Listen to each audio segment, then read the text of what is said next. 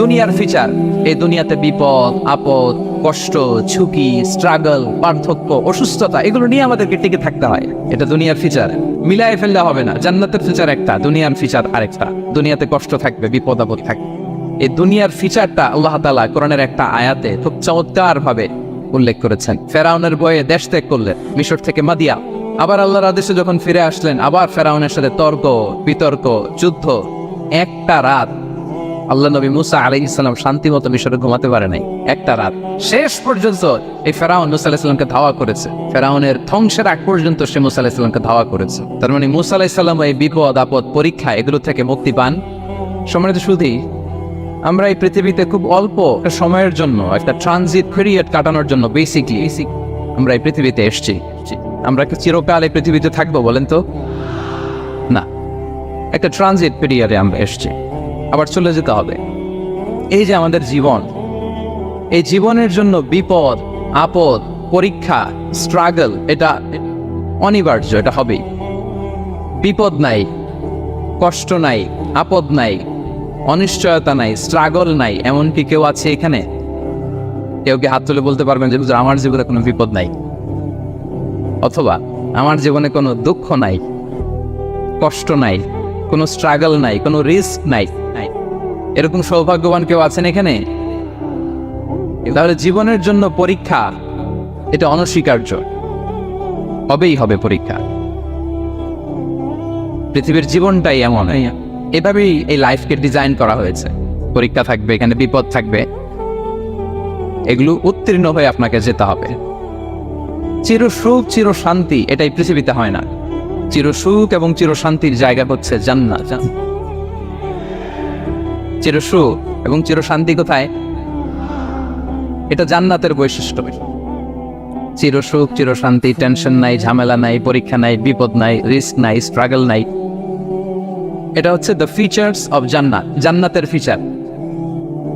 কিন্তু সমস্যা বাদে তখন যখন জান্নাতের ফিচার আমরা দুনিয়ায় খুঁজি, যেটা পাবো আমরা জান্নাতে, এটা খুঁজি কোথায়? এই তখনই সমস্যাবাদ। And this is the main problem. এটাই বড় সমস্যা। এই সমস্যার সমাধান কোথায়, এটা নিয়ে আজকে আমি কিছু কথা অ্যাড্রেস করবো ইনশাআল্লাহ।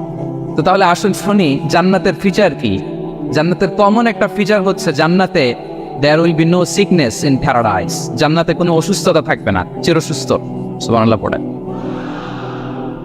চিরসুস্থ চির সবল, কেউ অসুস্থ হবে না জান্নাতে। জান্নাত হবে অ্যান্টি এইজিং, জান্নাতে বয়স বাড়বে না কারো, চির যৌবনা, চির যুবক, অ্যান্টি এজিং। আপনারা জানেন যে বর্তমান পৃথিবীতে অ্যান্টি এজিং ক্রিম পাওয়া যায় না? ক্রিম, কথা বুঝতেছেন? অ্যান্টি এজিং ক্রিম পাওয়া যায়। তারা বলে এই ক্রিম মাখলে চামড়ায় ভাঁজ পড়ে না। এটার দাম আছে কিন্তু অনেক। অ্যান্টি এজিং ক্রিম লাগায়, শ্যাম্পু ইউজ করে, অ্যান্টি এজিং অয়েল আছে, এটা দিলে নাকি চামড়ায় ভাঁজ পড়ে না। ইভেন ভারতের অনেক বড় একজন ব্যবসায়ী মুকেশ আম্বানি, নাম শুনছেন যে তার ছেলের বিয়ে হয়ে গেল? তো এই মুকেশ আম্বানির স্ত্রী নীতা আম্বানি, সে কিছুদিন আগে এক বটল গোল্ড ওয়াটার খেয়েছে, gold water, and it's cost $60,000। $60,000 দাম এক বোতল গোল্ড ওয়াটারের। কেন? ফর অ্যান্টি এজিং, যাতে বয়সের ছাপ ডালে না থাকে। এখন বলেন, এভাবে কি আমাদের বয়সকে ধরে রাখা সম্ভব এই পৃথিবীতে? সম্ভব না, কারণ এই ফিচারটা দুনিয়ার ফিচার না, এটা জান্নাতের ফিচার। সুবহানাল্লাহ পড়ে। তাহলে জান্নাতে কেউ অসুস্থ হবে না, জান্নাত হবে চির যৌবন, চির যৌবনা। ওখানে আমরা যুবক থাকবো, প্রত্যেকে 33 বছরের যুবক যুবতী হয়ে জান্নাতে ঢুকবো। বিষ্ণু ইসলাম বলেন, আহলুল জান্নাতি জুরদা ওয়া মুরদা ওয়া আবনাউ সালাসিন ওয়া সালাসিন। জান্নাতে যারা যাবে শুভ্র দাড়িবিহীন, প্রত্যেকে হবে 33 বছর বয়সের। ওই যে 33 বছর বয়সে একবার ঢুকলেন, আর বয়স বাড়বে না, ওইটাই চিরকাল ওই বয়স বাড়বে। জান্নাতের আরেকটা ফিচার হচ্ছে নো ফ্রাস্ট্রেশন, কোনো চিন্তা নাই, দুশ্চিন্তা নাই, হাইপার টেনশন নাই, সজীব প্রাণবন্ত। সুবহানাল্লাহ।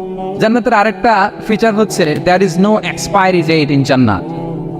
এক্সপায়ারি ডেট আছে? জান্নাতে যে ঢুকবো 7 দিনের জন্য চেক ইন, নাকি চেক ইন কয় দিনের জন্য? 7 দিন 10 দিন পরে চেক আউট করে ফেলবে এরকম?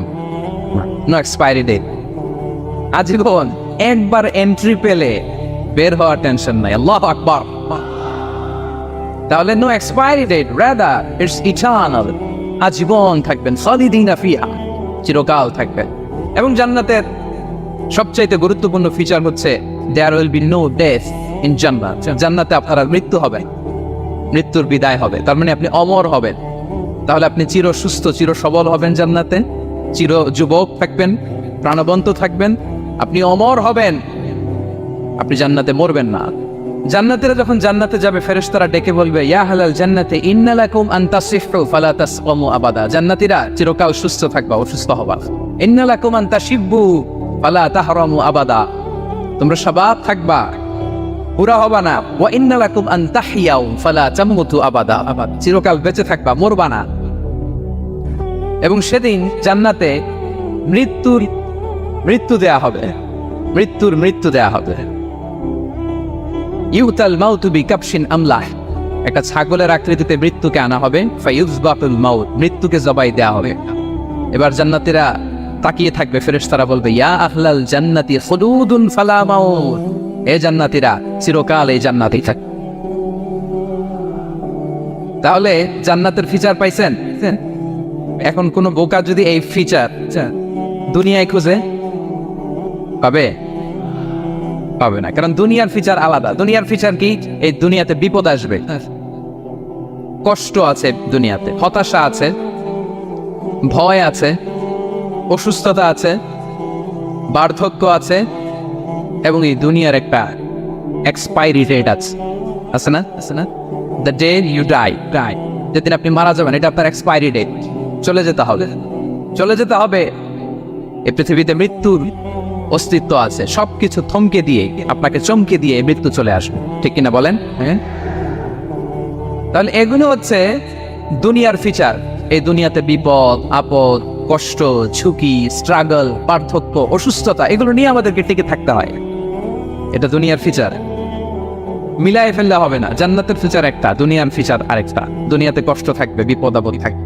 এই দুনিয়ার ফিচারটা আল্লাহ তাআলা কোরআনের একটা আয়াতে খুব চমৎকার ভাবে উল্লেখ করেছেন। সেটা দিয়েই আমি আলোচনা শুরু করেছি। আল্লাহ তাআলা ইরশাদ করছেন, ওয়ালা নাবলুওয়ান্নাকুম বিশাইইম মিনাল খাউফি ওয়াল জু'i ওয়া নাকসিম মিনাল আমওয়ালি ওয়াল আনফুসি ওয়াস সামারাত ওয়া বাশশিরিস সাবিরিন। আল্লাহ তাআলা বলছেন, অবশ্যই আমি তোমাদেরকে পরীক্ষা করব, ভয় দিয়ে, ক্ষুধা দিয়ে, সম্পদের ঘাটতি দিয়ে, আতঙ্ক দিয়ে, প্রাণনাশ দিয়ে, ফল ফসলের হানি দিয়ে পরীক্ষা করব। কিন্তু এই পরীক্ষায় যারা উত্তীর্ণ হবে, যারা সবর ইখতিয়ার করবে, ওয়াবাশশিরিস সাবিরিন, ধৈর্যশীলদের জন্যই হচ্ছে সুসংবাদ। আলহামদুলিল্লাহ পড়েন। তাহলে সম্মানিত সুধী, আমরা বুঝতে পারলাম এই পৃথিবীর ফিচার হচ্ছে এখানে বিপদ থাকবে, বিপদ ছাড়া কেউ থাকবে না। স্ট্রাগল থাকবে, কষ্ট থাকবে, ঝুঁকি থাকবে, রিস্ক থাকবে, এবং নানা ধরনের বিপদ আপদ দিয়ে আল্লাহ তাআলা আমাদেরকে পরীক্ষা করবেন। এটা মাস্ট, এটা আমাদের মাইন্ডসেটে নিয়ে নিতে হবে। মাইন্ডসেটে এটা ক্লিয়ার থাকতে হবে। চিরসুখ, চিরশান্তি এই দুনিয়াতে মিলবে। কোথায় মিলবে তাহলে এটা? তাহলে বিপদ আসবেই, আপদ আসবেই, পরীক্ষা থাকবেই আমাদের জীবনে। তবে ইন্টারেস্টিংলি মজার বিষয় হচ্ছে, পরীক্ষাটা এক একজনের এক এক রকম। পুরো পৃথিবীটা একটা পরীক্ষা ক্ষেত্র, কিন্তু কারো প্রশ্নপত্রের সাথে কারো প্রশ্নপত্রের কোনো মিল নাই। সুবহানাল্লাহ। আমার পরীক্ষা একরকম, আপনার পরীক্ষা আরেক রকম, ওই ভাইয়ের পরীক্ষা আরেক রকম, ওনারটা আরেক রকম। সবাই পরীক্ষার্থী, কিন্তু কারো প্রশ্নপত্রের সাথে কারো প্রশ্নপত্রের কোনো মিল নাই। কারোর জন্য পরীক্ষা হচ্ছে সে খুব অসুস্থ, প্রচন্ড অসুস্থতা, তার জন্য পরীক্ষা। ক্যান্সারের রোগী, দুরারোগ্য ব্যাধি, ডক্টর বলছে 4th স্টেজে চলে আসছে, কয়েক মাস বাঁচতে পারে, এটা তার জন্য পরীক্ষা। আবার কারো দেখবেন যে খুব একটা অসুস্থতা নাই, অসুস্থতার ঝামেলা নাই, কিন্তু তার দারিদ্রতা আছে, তার আর্থিক অনটন, এটা তার জন্য পরীক্ষা। আবার কারো দেখবেন অসুস্থতাও নাই, দারিদ্রতাও নাই, তার দাম্পত্য জীবনে সমস্যা আছে না নাই? অনেকের দেখবেন এগুলো কোনোটাই সমস্যা না, তার ছেলে কথা শোনে না, মাদকাসক্ত, রিহ্যাবে পাঠায়, আবার আসে, আবার গাঁজা খাওয়া শুরু করে, আছে না নাই বলেন? দেখেন তার পরীক্ষাটা আবার আলাদা। অনেকের দেখবেন মেয়ে বাবার কথা শোনে না, আবার অনেকের দেখবেন যে ব্যবসায় সমস্যা, লসের পর লস, লাভ উঠাতে পারে না। তাহলে পরীক্ষা ছাড়া, বিপদ আপদ ছাড়া দুনিয়াতে কেউ নাই, কেউ নাই প্রিয় ভাইয়া। এটা আমাদের মাথায় রাখতে হবে। পরীক্ষা আপনাকে দিতেই হবে, পরীক্ষা দিয়ে দিয়েই নিজেকে প্রমাণ করতে হবে। আর এক একজনের পরীক্ষাটা এক এক রকম, কারো পরীক্ষার সাথে কারো পরীক্ষার কোনো মিল থাকবে না। তো মাঝে মাঝে আমরা এটা ভুলে যাই। আল্লাহ তাআলা কালামে পাকে রিমাইন্ডার দিয়ে আমাদেরকে স্মরণ করিয়ে দিতে চান যে এই পৃথিবীতে আসলে তোমরা এসেছো পরীক্ষা দিতে। এটাই জীবনের বড় বাস্তবতা। আমাদের জীবনে যত হতাশা, আমাদের জীবন নিয়ে যত অভিযোগ, আমাদের মনে যত কষ্ট, আমাদের হৃদয়ের ভেতরে যত অস্থিরতা, তার মূলে হচ্ছে এই সমস্যা যে আমরা ভুলেই গেছি আমরা পরীক্ষা দিতে আসছি। এটা যদি ভুলে না যান, এটা যদি আপনার মাইন্ডসেটে থাকে যে পুরো জীবনটা একটা পরীক্ষা, তাহলে দেখবেন কোনো কিছু আপনাকে কাবু করতে পারবে না। আপনি হতাশ হবেন না, জীবন নিয়ে আর অভিযোগ থাকবেন, আপনি ভেঙে পড়বেন না, সব অভিযোগ হতাশা দূর হয়ে যাবে।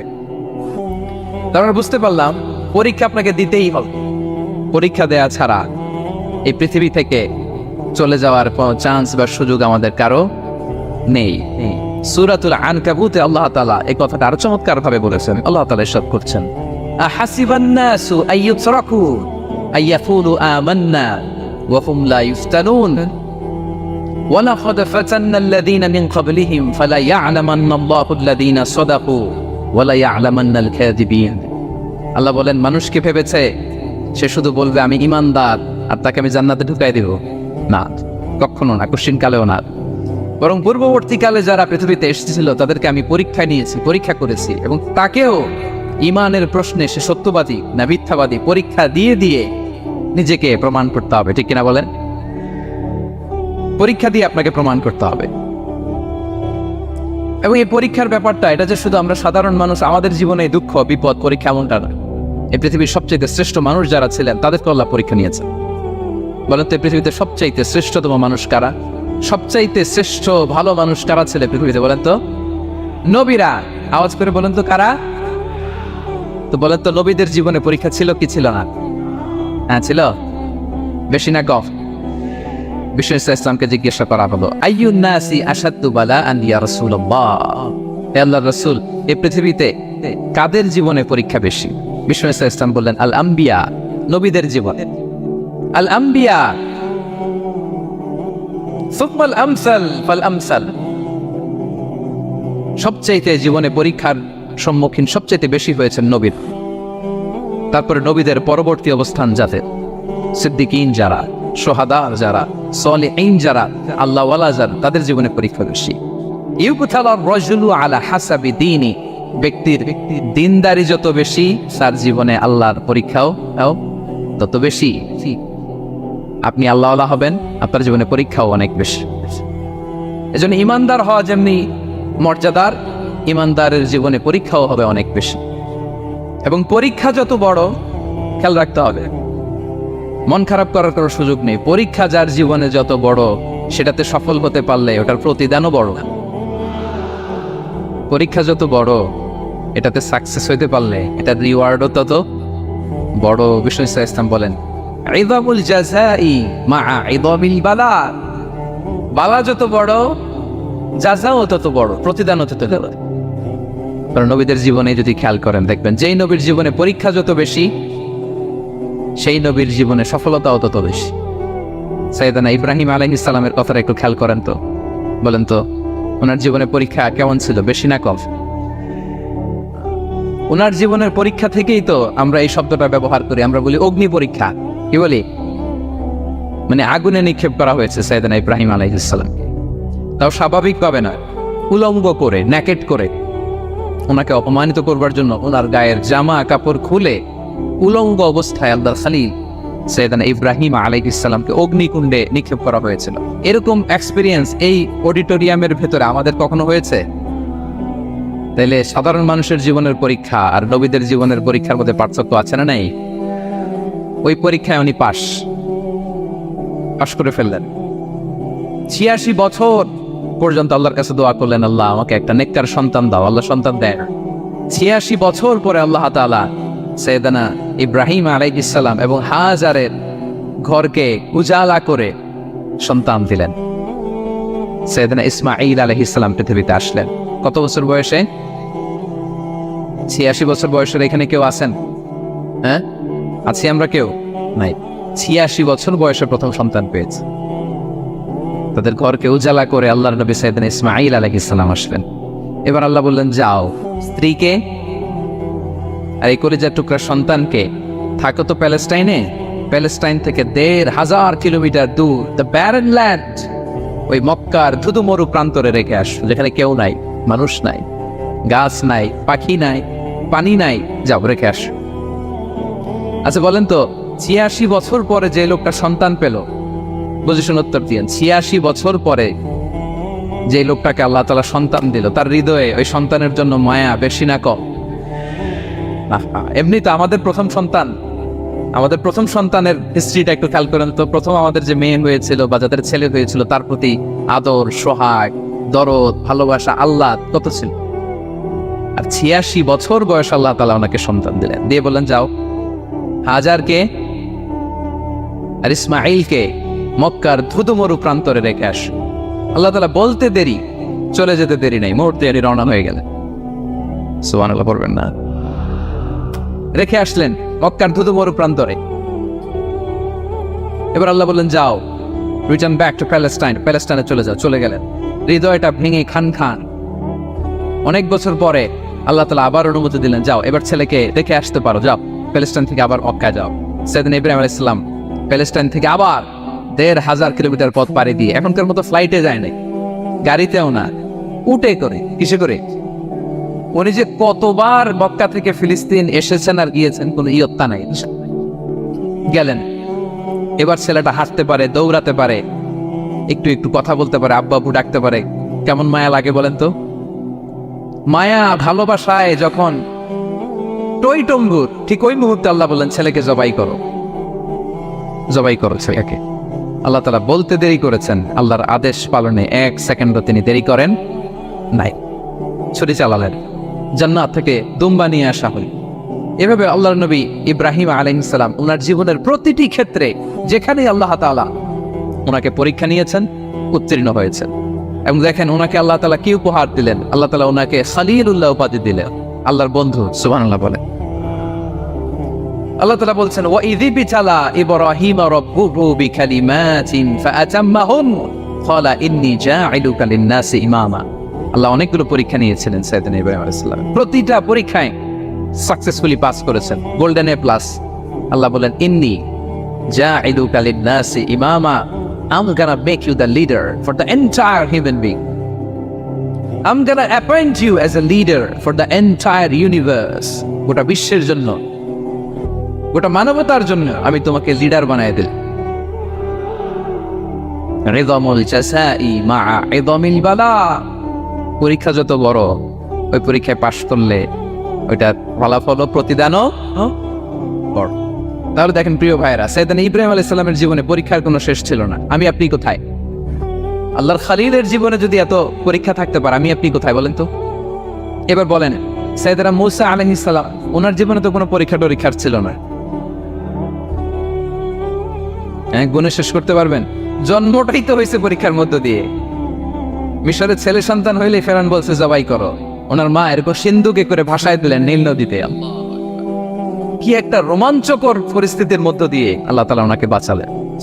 জন্মই হয়েছে পরীক্ষা।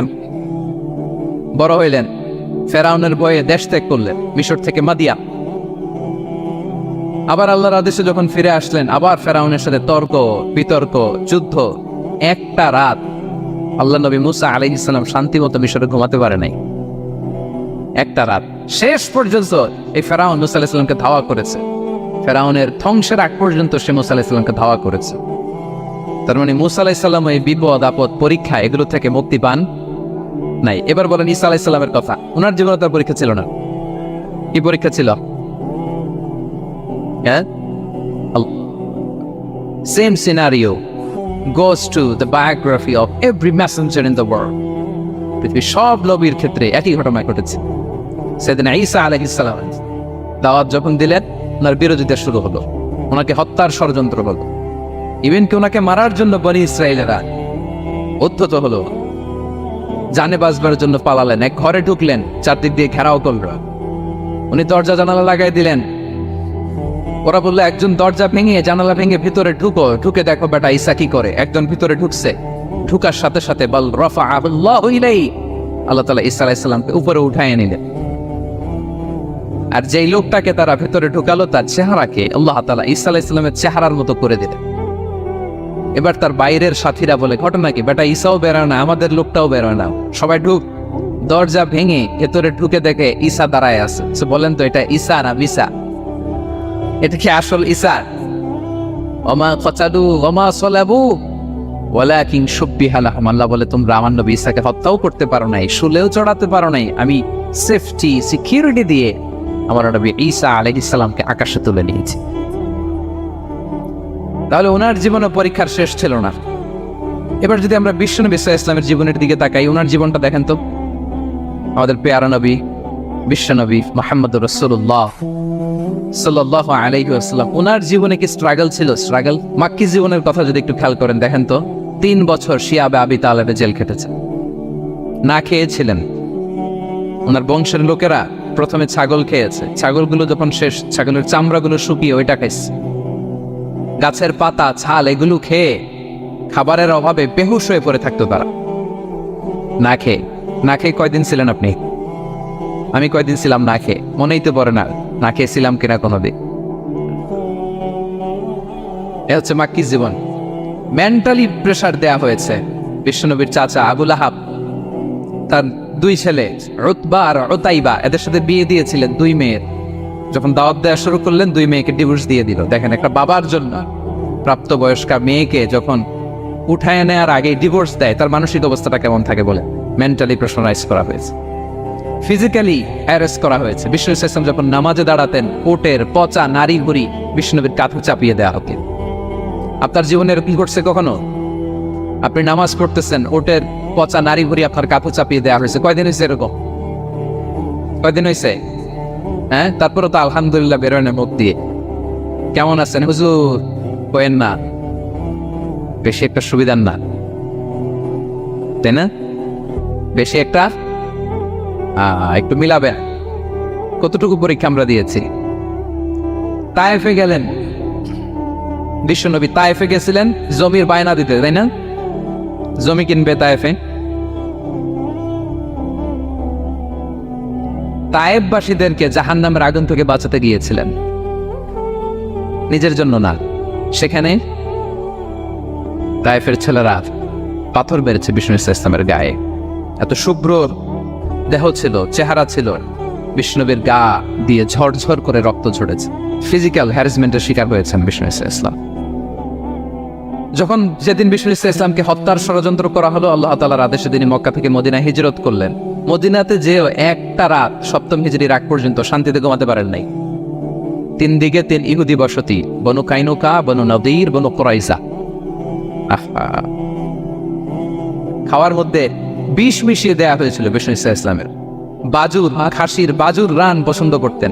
এক ইহুদি মহিলা বিষ্ণু ইসলামের ওই রানের মধ্যে বিষ মিশিয়ে দিয়েছিল। ওই বিষের যন্ত্রণায় মৃত্যুর আগ পর্যন্ত বিশ্বনবী কাতরাতেন, এবং উনি ইন্তেকালের সময় ওই বিষের ব্যথা যন্ত্রণাতে ইন্তেকাল করেছেন। বিশ্বনবীর ইন্তেকালটা শাহাদাতের ইন্তেকাল ছিল। বিষ্ণু ইসলাম বলেছেন, ওই যে খায়বার এলাকার ওই মহিলা যে আমার খাবারে বিষ মিশিয়েছিল, সেই বিষের যন্ত্রণা, বেদনা, কষ্ট আমি অনুভব করছি। খেয়ে না খেয়ে দিন প্রচারের কাজে নিজেকে দিয়েছ বিলিয়ে, তায়েফের কাফিরেরা চিনল না সে আলো, দুষ্ট ছেলেদের পিছু দিল লেলিয়ে, পাথরের আঘাতে ক্ষত বিক্ষত হয়ে সারা শরীর থেকে রক্ত ঝরে। হে রাসূল তোমাকে ভুলি আমি কেমন করে, হে রাসূল তোমাকে ভুলি আমি কেমন করে। হাজার ব্যথা বেদনার পরে ফিরে আসনি তুমি আপন ঘরে। দিনের আলো তুমি ছড়িয়ে দিতে চলে গেলে মদিনায় মক্কা ছেড়ে। হে রাসূল তোমাকে ভুলি আমি কেমন করে। হে রাসূল তোমাকে ভুলি আমি কেমন করে। ঠিক কিনা বলেন? একটা রাত শান্তির ঘুম তিনি দিতে পারেন নাই। প্রিয় ভাইয়েরা, তাহলে আমরা কি বুঝলাম? বিশ্বনবীর জীবনও পরীক্ষা ছিল কি ছিল না? আমাদের উপায় আছে? আমরা বাঁচতে পারবো এই বিপদ আপদ পরীক্ষা জঞ্জাল থেকে? বাঁচতে চাইলেও বাঁচতে পারবো? পারবো না। ইমাম মালিক আলাইহি রাহমা নাম শুনেছেন?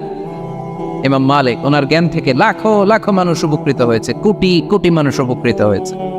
মদিনার রাস্তায় রশি দিয়ে ওনাকে টেনে হিচড়ে এক এলাকা থেকে আরেক এলাকায় দিত জালেম বাদশারা। ইমাম মালিক আলাইহি রাহমা। ইমাম আহমদ ইবনে হাম্বল, উনাকে বেত্রাঘাত করা হতো, চাবুক দিয়ে পেটানো হতো। আমাদের মাযহাবের ইমাম আল ইমাম আল আ'যা আবু হানিফা আলাইহি রাহমা, ওনাকে কারাবন্দী করা হয়েছিল। তার মানে দেখেন, যত বড় বড় স্কলার, যত বড় বড় মাশায়েখ, এমনকি আম্বিয়া আলাইহিস সালাম, ওনারাও পরীক্ষা বিপদ আপদ থেকে রেহাই পাইছে। তাহলে আপনি আর আমি পাবো? বলেন তো। তাহলে এটা আমাদের ব্রেইনে গেঁথে নিতে হবে যে জীবন মানেই এখানে বিপদ থাকবে, পরীক্ষা থাকবে, স্ট্রাগল করে করে আমাকে আগাতে হবে। কেউ আমার জন্য রেড কার্পেট বিছিয়ে রাখবে না। এই জীবনটা বড় জটিল। This is life, how it's design. এভাবেই পৃথিবীকে ডিজাইন করা হয়েছে। এখানে বিপদ আছে, কষ্ট আছে। এই পরীক্ষা দিয়ে দিয়ে আপনাকে উত্তীর্ণ হতে হবে। বুঝতে পেরেছেন প্রিয় ভাইয়েরা? নাও দ্য কোশ্চেন আরাইজ, এখন প্রশ্ন হচ্ছে, কেন আল্লাহ এই পরীক্ষা নেন? কেন? আল্লাহ তাআলা সূরা মুলকে বলেছেন, এই পৃথিবী সাজানোর, এই জীবন মৃত্যুর এই খেলা, এটার উদ্দেশ্যটাকে আল্লাহ তাআলা স্পষ্ট করে বলেছেন, আল্লাযী খালাকাল মাউতা ওয়াল হায়াতা লিয়াবলুয়াকুম আইয়ুকুম আহসানু আমালা। জীবন মৃত্যু দিয়ে তোমাদের জীবনকে সাজানো হয়েছে এজন্য, যাতে করে তিনি তোমাদের পরীক্ষা করতে পারেন। কি করতে পারেন? তোমাদের মধ্যে কে সৎকর্মে অগ্রগামী, কে কাজে ভালো, আমলে ভালো, এটা দেখার জন্য। বেসিকলি আল্লাহর দেখার প্রয়োজন নাই, আমাদেরকে দেখানোর জন্য এই পরীক্ষার আয়োজন। আমি ভালো করবো না খারাপ করবো এটা আল্লাহ জানে না? তো ওনার পরীক্ষা করা লাগে কেন? কথা বলেন। আমি জান্নাতি না জাহান্নামী এটা আল্লাহ জানেন না? বেসিকলি আমাদেরকে জানানোর জন্য এই পরীক্ষার আয়োজন। কাদেরকে জানানোর জন্য? মানে তুমি জেনে যাও তুমি জান্নাতি না জাহান্নামী। আমি ভালো করেই জানি। একটা ছোট্ট উদাহরণ দিলে বুঝতে পারবেন প্রিয় ভাইয়েরা। ধরেন আল্লাহ তাআলা দুইজনকে সৃষ্টি করলেন। উদাহরণস্বরূপ, একজনের নাম আব্দুল্লাহ, আরেকজনের নাম আব্দুর রহমান। সৃষ্টির পরে আব্দুল্লাহকে বললেন, আব্দুল্লাহ, আমি জানি তুমি পৃথিবীতে 50 বছর হায়াত পাইতা, খুব ভালো কাজ করতে, তুমি দুনিয়াতে অনেক ভালো কাজ করতে, এটা আমি আগেই জানি। আমার অসীম জ্ঞান বলে আমি আগে থেকেই জানি। তো যাও, তোমার এইমাত্র সৃষ্টি করলাম, যাও তুমি জান্নাতে ঢুকে যাও, কারণ আমি জানি তুমি জান্নাতি হবে। আচ্ছা, আর আব্দুর রহমান, তুমি পৃথিবীতে খুব খারাপ কাজ করতে, এটা আমি জানতাম। তোমারে পাঠাইলে খারাপ কাজ করবা, তুমি সীমালঙ্ঘন করবা, অন্যায় করবা, অপরাধ করবা, তুমি জাহান্নামী হবা, যাও। সে তো আমি জানি, পরীক্ষার আর দরকার নেই, তোমারে জাহান্নাম দিয়ে দিলাম, যাও ঢুকে যাও।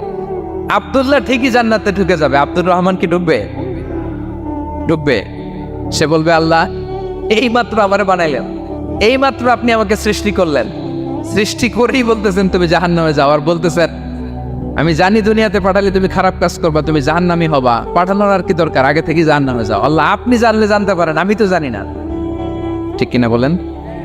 সে বলবে, না আল্লাহ আপনি ভুল বলতেছেন, এই দুনিয়াতে পাঠাইলে আমি খুব ভালো কাজ করতাম, আমি সীমালঙ্ঘন করতাম না, নামাজ পড়তাম, রোজা রাখতাম, হজ করতাম, যাকাত দিতাম, সাদাকা করতাম, চ্যারিটি করতাম, জনকল্যাণকর সব ভালো কাজগুলো আল্লাহ আমি করতাম। এজন্য আল্লাহ তাআলা পরীক্ষার আয়োজন করেছেন, যাতে করে তুমি জেনে যাও যে পৃথিবীতে তুমি কি করেছো। এখন আর আল্লাহকে এক্সকিউজ দেওয়ার সুযোগ নেই। আচ্ছা বলেন তো, আবু জাহেলকে যদি আল্লাহ এখন কিয়ামতের দিন বলে, Abu Jahl go to the hell fire, আবু জাহেলের কিছু বলার সুযোগ আছে? কারণ ও দুনিয়াতে কি করে আসছে এটাও জানে না। ফেরাউনকে ডেকে যদি আল্লাহ বলে, ফেরাউন তুমি জাহান্নামে যাও, go to the hell fire, ওর কি কোনো এক্সকিউজ দেওয়ার সুযোগ আছে? বলেন, সুযোগ আর আছে? কারণ তুমি দুনিয়াতে কি করেছো তোমার চেয়ে ভালো কেউ আর জানে। তা পৃথিবীতে এই পরীক্ষার এই আয়োজনের সবচাইতে বড় উদ্দেশ্য হচ্ছে যাতে করে আমরা দেখে যাই যে আমরা কি কাজ করছি। কেউ যখন পরীক্ষা দেয় প্রিয় ভাইরা, ওই পরীক্ষায় কত পাবে তার একটা হিসাব আছে না?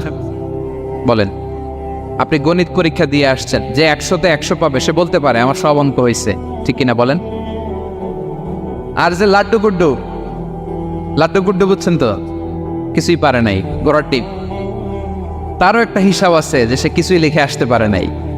তাই পৃথিবীতে এই পরীক্ষার আয়োজনের প্রধানতম কারণ হচ্ছে যাতে করে আমরা বুঝে যেতে পারি যে আমরা কোথায় যাব, জান্নাতে না জাহান্নামে। প্রিয় সুধী, এ পর্যায়ে আমরা জানবো এই যে পরীক্ষা আল্লাহ তাআলা নিচ্ছেন আমাদেরকে, এই পরীক্ষায় সফল হওয়ার মূল মন্ত্র কি? কোরআনে বিভিন্ন আয়াতে পরীক্ষার কথা বলা হয়েছে এবং এই পরীক্ষার সফলতার মূল মন্ত্রও কোরআনে ঘোষিত হয়েছে। আলহামদুলিল্লাহ বলেন। যে আয়াত দিয়ে আমি শুরু করেছি এই আয়াতই আল্লাহ তাআলা বলেছেন, ওয়াবাশশিরিস সাবিরিন, নবী হে ধৈর্যশীলদেরকে আপনি সুসংবাদ দিন, ধৈর্যশীলদেরকে সুসংবাদ দিন। তার মানে বিপদে ধৈর্য ধারণ করতে হবে প্রিয় ভাইয়েরা। ইন্নামাস সাবরু ইনদা সাদামাতিল উলা, বিপদে আমরা অনেক সময় প্যানিক হয়ে যাই, অস্থির হয়ে যাই, কি করব, হতাশ না। মুমিনরা হতাশ হয় না, ধৈর্য ধারণ করে। কি করে? ধৈর্য ধারণ করার শক্তি দাও গো মেহেরবান আমায়, দাও গো মেহেরবান। পড়েন, ধৈর্য ধারণ করার শক্তি দাও গো মেহেরবান আমায়, দাও গো মেহেরবান। সবাই বলুন একসাথে, ধৈর্য ধারণ করার শক্তি দাও গো মেহেরবান আমায়, দাও গো মেহেরবান। বুকের ভেতর ব্যথার নদী বইছে অবিরাম, বইছে অবিরাম। পড়ো, ধৈর্য ধারণ করার শক্তি দাও গো মেহেরবান আমায়, দাও গো মেহেরবান। পড়েন আমিন। আল্লাহ যেন বিপদে আমাদেরকে ধৈর্য ধারণ করার তৌফিক দান করে। প্রিয় ভাইয়েরা, ধৈর্য এটা এমন একটা গাছ যে গাছের সারা গায়ে কাটা, কিন্তু এই গাছের ফলটা বড় সুস্বাদু। আই রিপিট, আমি আবারও বলছি, ধৈর্য এটা এমন একটা গাছ যে গাছের সারা গায়ে কাটা, কিন্তু ফলটা বড় মিষ্টি, ফলটা বড় সুস্বাদু। সবাই ধৈর্য ধারণ করতে পারেন। বিশ্ব ইসলামকে আল্লাহ তাআলা নানা সময় আশ্বস্ত করেছেন, সান্ত্বনা দিয়েছেন আর ধৈর্যের বাণী শুনিয়েছেন। আল্লাহ বলেন, ফাসবির কামা সাবারা উলুল আজমি মিনার রাসূল, নবী হে আপনার আগে দৃঢ় প্রত্যয়ী নবীরা যেরকম ধৈর্য ধারণ করেছে আপনিও ধৈর্য ধারণ করুন। সূরাতুল মুজাম্মিল আল্লাহ তাআলা বলছেন, ওয়াসবির আলা মা ইয়াকুলুনা ওয়াহজুরহুম হাজরান জামিলা। ওরা যাই বলুক আপনি ধৈর্য ধারণ করুন, ওদের কথাকে ইগনোর করুন, just ignore what they are saying to you. যা বলে আপনি জাস্ট ইগনোর করেন। ওরা বিষ্ণু ঈসা ইসলামের মনোবলকে ভেঙে দেওয়ার জন্য কখনো বিষ্ণু ঈসা ইসলামকে কবি বলে গালি দিত। কবি কি বলতো? শায়ের। কখনো বলতো মজনুন, পাগল। নাউজুবিল্লাহ পড়বেন না, পাগল বলে গালি দিত। মাঝে মাঝে বলতো কাহিন, গণক। মাঝে মাঝে বিষ্ণু ঈসা ইসলামকে তারা বলতো আবতার, লেস কাটা। মুহাম্মদ তোমার ছেলে নাই, তোমার বংশ নির্বংশ হয়ে গেছে, তোমার নাম নেয়ার মতো কেউ নাই। আহা, কপাল পোড়া। গোটা বিশ্বব্যাপী বিষ্ণু ঈসা ইসলামের সুনাম সুখ্যাতি ছড়িয়ে দিয়েছে কে? আকাশ বাতাস মাড়িয়ে, সাত আকাশ ছাড়িয়ে আল্লাহর আরশ পর্যন্ত আল্লাহ তাআলা বিষ্ণুনবীর সুনাম সুখ্যাতিকে সুউচ্চ করেছেন। ঠিক কিনা বলেন? ইগনোর করুন। আপনাকে কবি বলে, গণক বলে, আপনাকে পাগল বলে, আপনাকে লেস কাটা বলে, জাস্ট ইগনোর দেন। বর্তমান সময়েও নানা ধরনের ট্যাগ আমাদেরকেও দেয় কি দেয় না? বলেন, দেয়। আমাদেরকে কি বলে? মৌলবাদী বলে,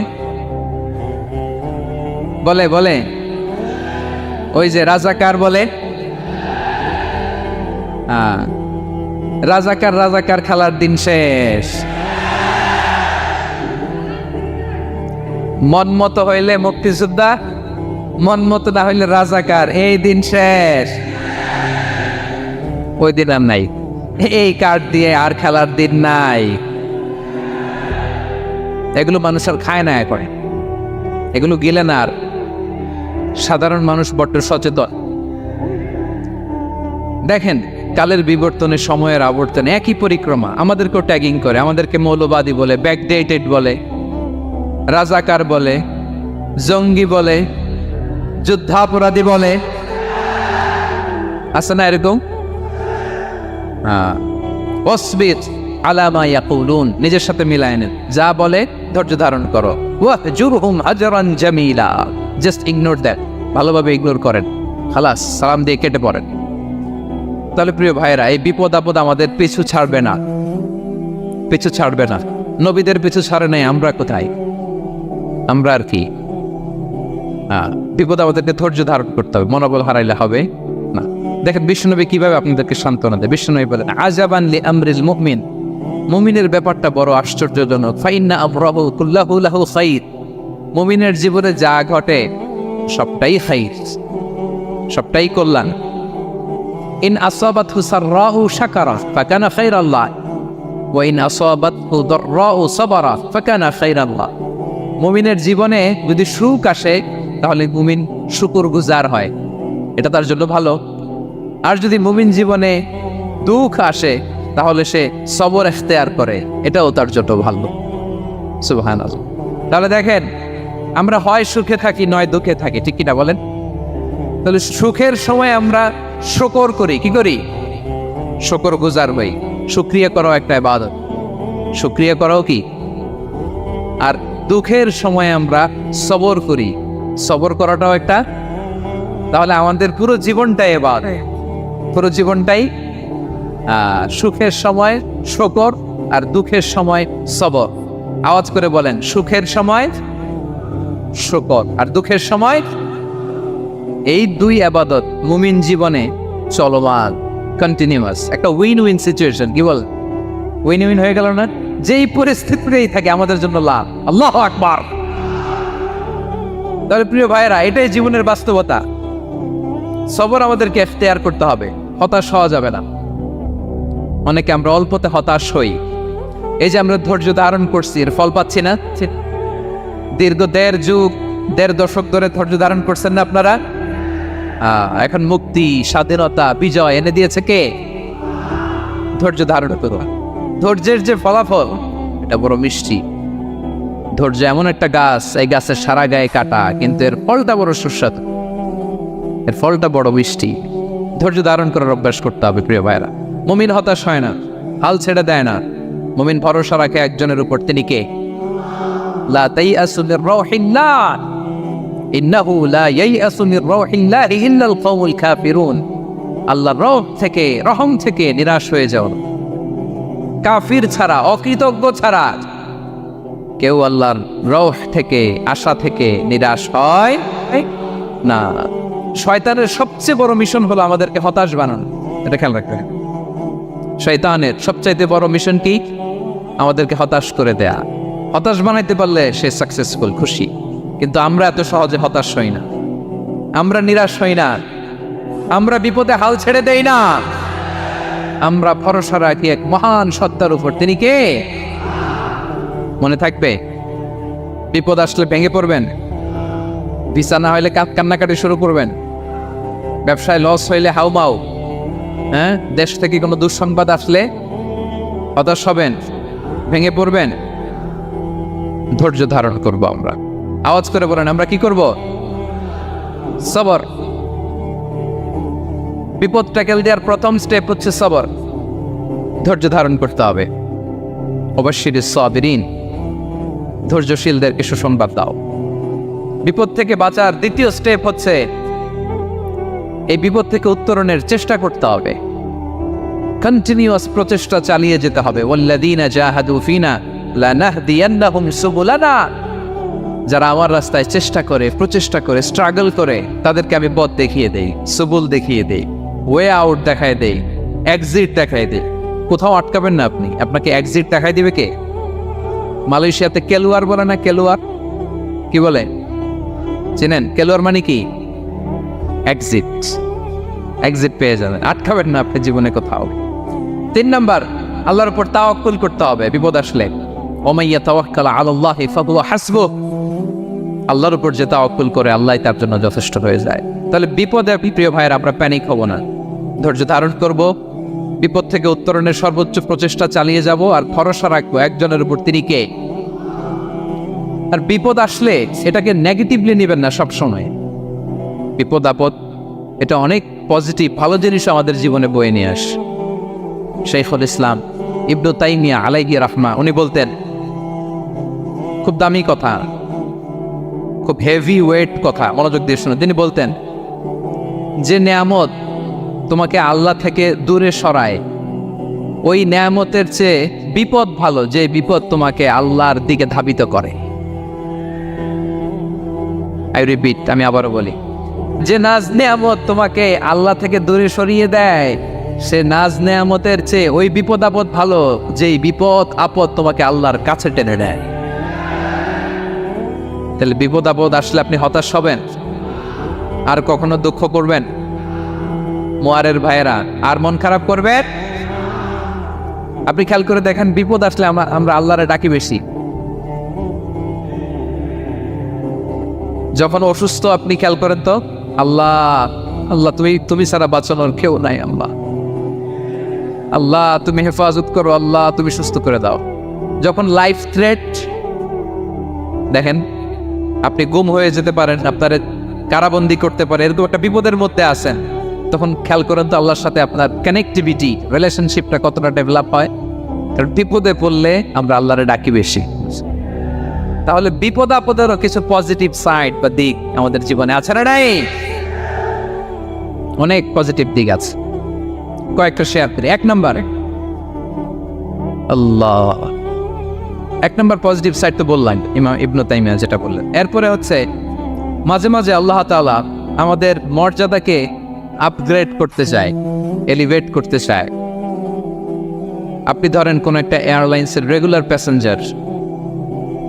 প্যাসেঞ্জার টিকিট কাটেন, মাঝে মাঝে হঠাৎ করে দেখবেন কাউন্টারে গেলে তারা বলে, you are upgraded to business class, অথবা you are upgraded to first class. যেহেতু রেগুলার প্যাসেঞ্জার, অনেক মাইলস জমা হয়েছে, আপগ্রেড করে দেয়। আল্লাহ তাআলা মাঝে মাঝে চায় তিনি আমাদের মর্যাদাকে, র্যাঙ্ক, এটাকে আপগ্রেড করবেন। কিন্তু আমার যে আমল আখলাকের অবস্থা, ওইটা দিয়ে ওই আপগ্রেড র্যাঙ্কে যাওয়ার সুযোগ নাই। বুঝতেছেন কথা?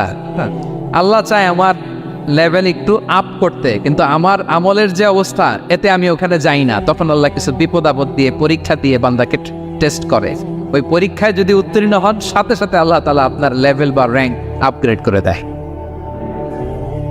সুবহানাল্লাহ পড়বেন না? তাহলে লাভ না লস? আওয়াজ করে বলেন, লাভ না লস? মুমিন জীবনের সব লাভ। যত বিপদ আপদ আপনাকে স্পর্শ করে, প্রতিটাতেই আপনার জন্য কল্যাণ। বিশ্বনবী সাল্লাল্লাহু আলাইহি ওয়াসাল্লাম, মা ইউসিবুল মুসলিমা মিন নাসাবিন ওয়ালা ওয়াসাবিন ওয়ালা হাম্মিন ওয়ালা হুজনিন ওয়ালা আযান ওয়ালা গাম্মিন হাত্তা শাওকাতি ইউশাকুহা ইল্লা কাফফারাল্লাহু বিহা খাতায়া। আপনার জীবনে যত দুঃখ, যত যন্ত্রণা, যত টেনশন, যত অ্যাংজাইটি, যত ইনজুরি, এমনকি গোলাপ ফুল পাড়তে যে ওখানে যে কাঁটা বাজছে, বরই খেতে যে বরই গাছে ওঠার পরে যে একটা কাঁটা বিঁধছে আপনার হাতে, এর কারণে আল্লাহ তাআলা আপনার গুনাহ মাফ করে দেয়। সুবহান। তাহলে বিপদ আপদ দিয়ে আল্লাহ বান্দার মর্যাদাকে আপগ্রেড করে। বিপদ আপদে ফেলে আল্লাহ তাআলা বান্দার পাপ মোচন করে। বিপদ আপদ দিয়ে আল্লাহ তাআলা বান্দার শাস্তি মওকুফ করে। এমন পাপ করছেন, এটার জন্য শাস্তি বরাদ্দ হয়ে গেছে, কিন্তু আল্লাহ তাআলা ওই শাস্তি থেকে মাঝে মাঝে আপনাকে বাঁচাতে চায়, তখন কিছু বিপদ দিয়ে বান্দারে পরীক্ষা করে। উত্তীর্ণ হলেই আল্লাহ তাআলা ওই শাস্তিকে মওকুফ করে দেয়। তাহলে আসুন সামারি করি, পুরো আলোচনাটার সামারি করি। 1 নম্বর সামারি হচ্ছে বিপদ আপদ, পরীক্ষা, স্ট্রাগল, কষ্ট, এটা সুন্নাতুল্লাহি ফিদ দুনিয়া, এই দুনিয়ায় আল্লাহর সুন্নাত, এর বাইরে কেউ যেতে পারার, ইভেন নট দ্য মেসেঞ্জার্স, নবীরাও।